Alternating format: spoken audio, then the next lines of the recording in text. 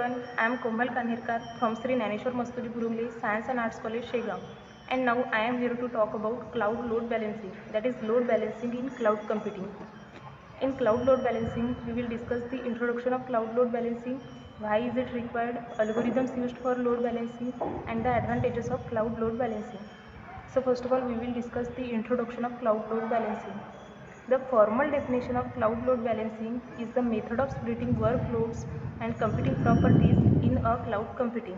It enables enterprise to manage workload demands or application demands by distributing resources among numerous computers, networks or servers. So look at the diagram. At the diagram, at bottom CDN1, CDN2, data center and origin, these are multiple servers on which the application are deployed. And at the top, these are the users. When any of these users generate a request to any of these server, cloud load balancer checks that this request should go to which server and in turn transmit the request to a definite server, and its load is balanced between four of them. This is the concept of cloud load balancing. Now let us move on why cloud load balancing is required. Obviously to utilize your resources properly and efficiently, so that none of your servers are overly overloaded and none of them are underutilized.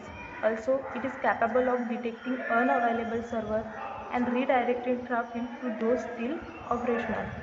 In case if one region becomes not operational due to natural calamity, that time load balancer can direct traffic to regions that haven't been affected by the calamity.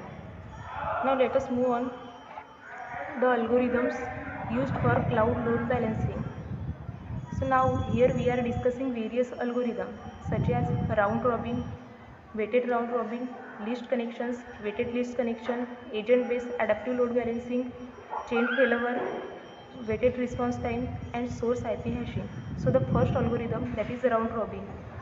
The round robin algorithm in which the client requests are distributed to application server in the rotation. For example, see in diagram, in the diagram there are four servers. So the first client request goes to the first server, the second client request goes to the second server, third to the third server, and fourth client request goes to the fourth server, and the fifth client request goes to the first server, and so on. In this way, the round robin algorithms are work. Now weighted round robin builds on the simple round robin load balancing algorithm, in which the administrator assigns a weight to each application server, so that the server with higher weight gets sent more requests. Now let us move on the next technique over here, list connection. The list connection method does take the current server load into consideration when distributing requests. So look at the diagram. There are four servers again. The first server has 3 requests, second server has 2, and the third server has only 1 request. So the next request goes to the third server because it has list pending request. This is the basic idea behind list connection. Weighted list connection. In weighted list connection, each server has assigned a weight to each application server. So what happens when you assign a weight to each application server? Suppose two servers have the same load. Both server have 3 pending requests. So where should the next request go? So in this case, the request goes to the server with higher weight.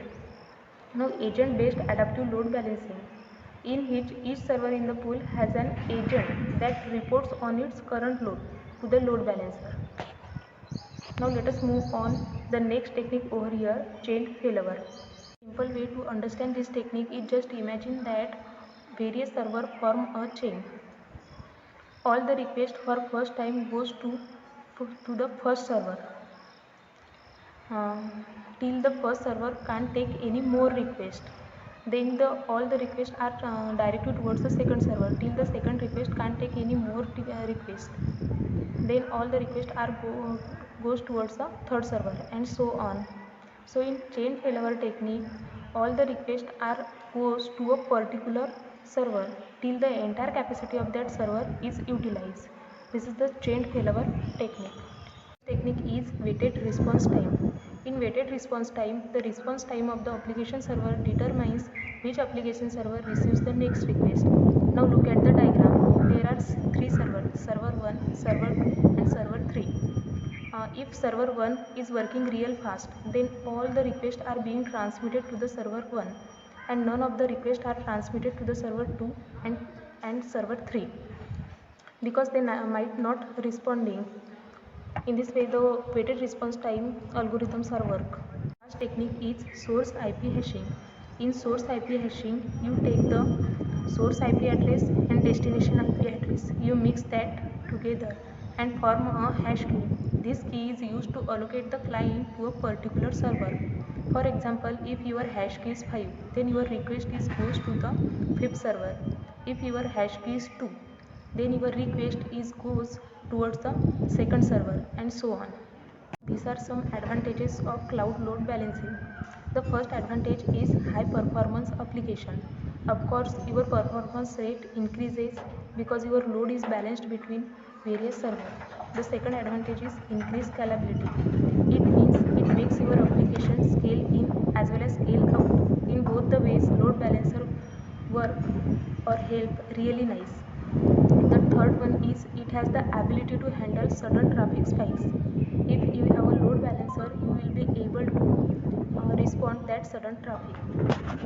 Now these are the references where from I have collected the information about cloud load balancing. Thank you.